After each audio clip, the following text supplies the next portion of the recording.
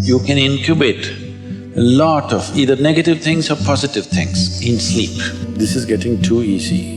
Just sleeping sadhana. So coming awake to an alarm bell with a sudden start is not the best way to do your life.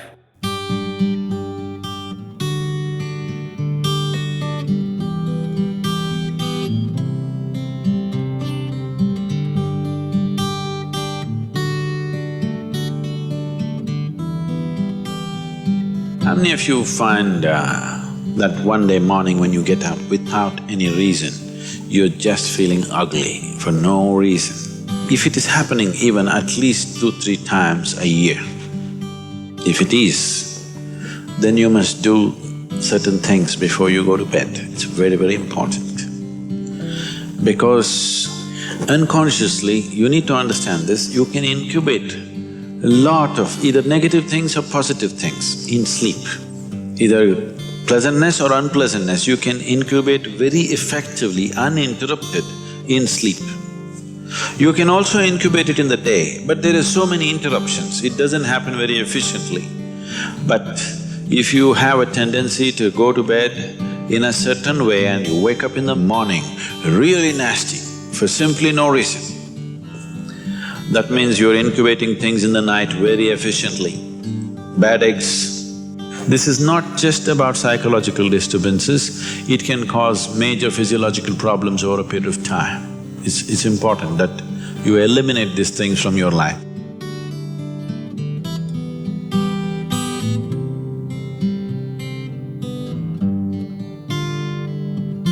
So, before you go to bed in the night, there are certain things that you need to take care of. It's best if you're eating meat and other kinds of meals, you eat at least 3 to 4 hours before you go to bed. The digestion is over. Before going to bed, drink a certain amount of water and go to bed. You will see it gets taken care of just like this. One simple thing can be just a shower. Always to shower before go to bed, it'll make a lot of difference. In this weather, maybe cold showers are difficult, so you go for lukewarm showers, don't go for hot showers in the night. Go for lukewarm showers, it makes you alert. So you will think, oh, I cannot sleep. It doesn't matter, you will sleep 15-20 minutes or half an hour later, but you will sleep better because it will take away certain things. When you shower, it is not just the dirt on the skin that you're taking away. Have you noticed if you're very tense and anxious, whatever, just a shower, you came out, it feels like almost the burden has been taken away from you? Have you not noticed this? So it's not just about washing the skin, a whole lot of things happen when water flows over your body. This shower is a very rudimentary buddhi shuddhi because over 70% of your body is actually water.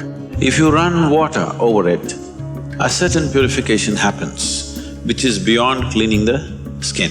One more thing if you want to do, you just light an organic oil lamp, a cotton wick, some oil, anything. What do you use here? Normal cooking oil. Linseed oil, rice bran oil or sesame oil, what do you have? Olive oil, fine. Any organic oil with a cotton wick, just burn one little lamp somewhere in the room where you sleep. You will see these things will completely disappear.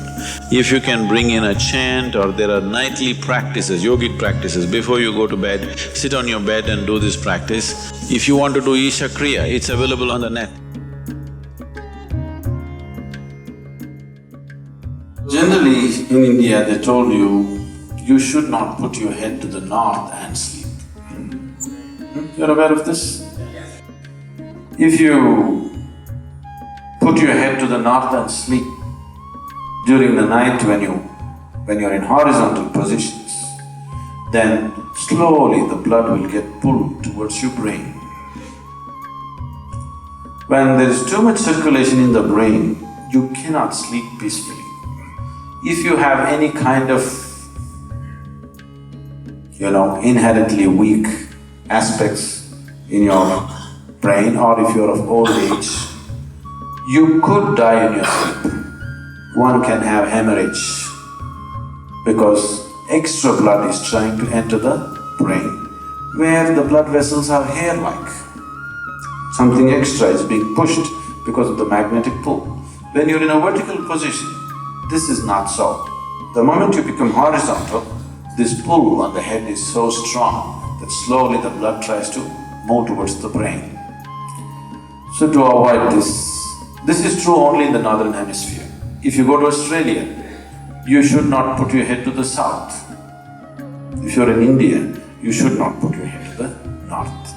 You can put it any other way, it's okay. Keep this in your mind, that you are truly a mortal, okay? Not in words, really. You could fall dead right now.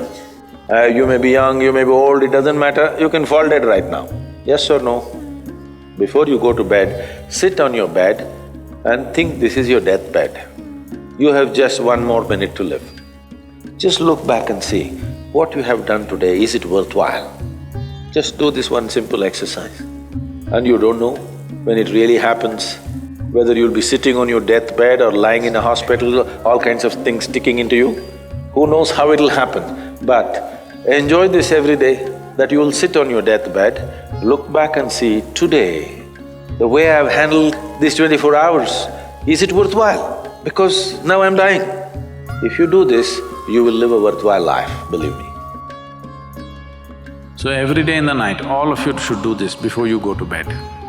Last 3 minutes, everything that you have gathered, the body, the content of the mind, things, don't ignore small things, these small things are big things.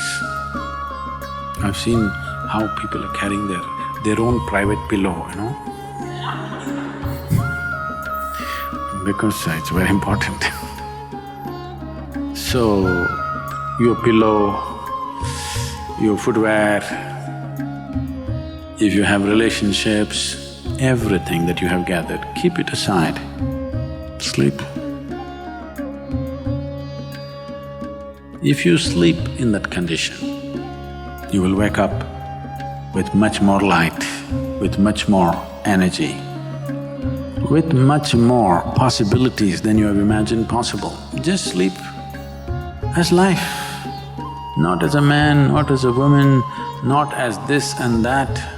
Keep everything down, simply. See, this is getting too easy. Just sleeping sadhana. At least this you must do.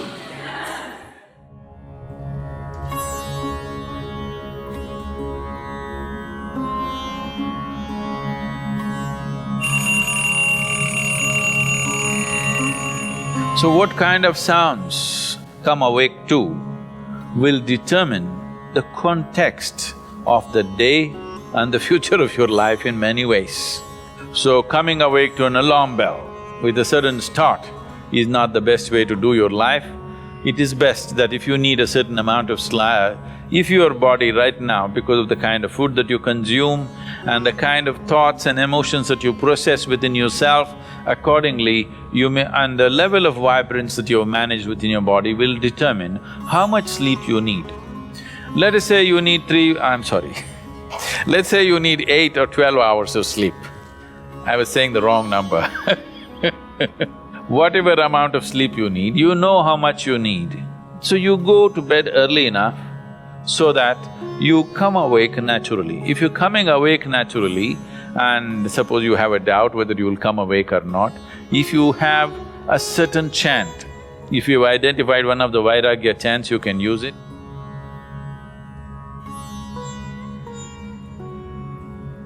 Physiologically, one important aspect of you is your heart, the pumping station for your blood circulation, which pumps life across the body.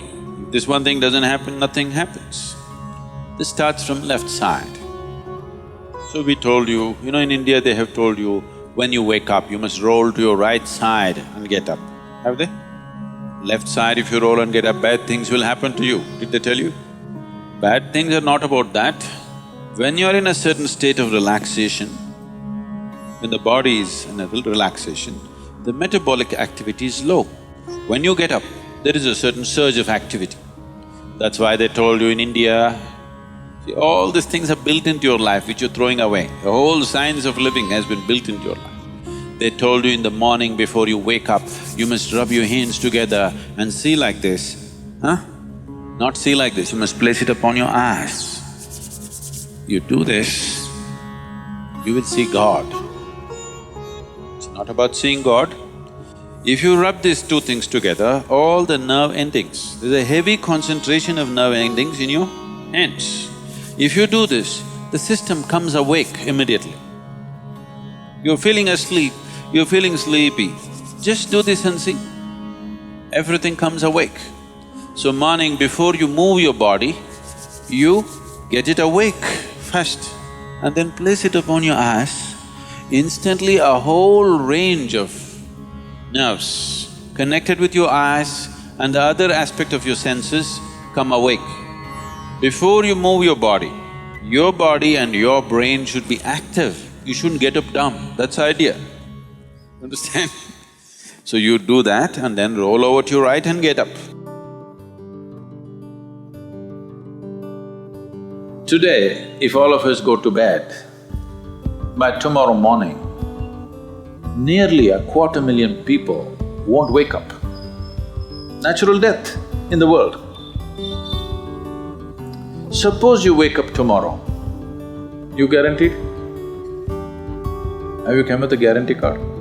No guarantee card. So suppose you wake up, let's say. Just do this much, I'm telling you, this is a simple first step to your spiritual process. Tomorrow morning, when you come awake, check, you really awake or you dead? If you're awake, it needs at least a little celebration. You don't have to get up and dance, at least you can smile, still on. 250,000 people died.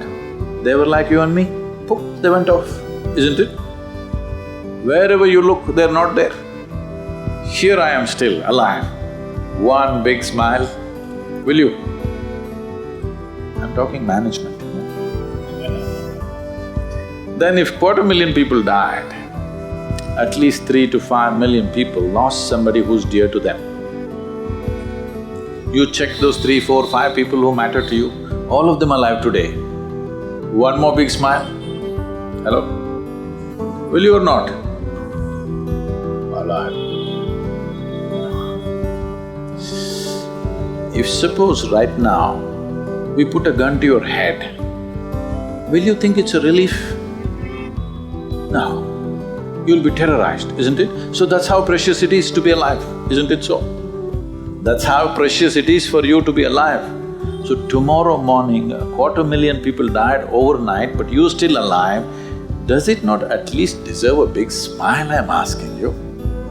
And all the people who matter to you are all alive today. One more big smile?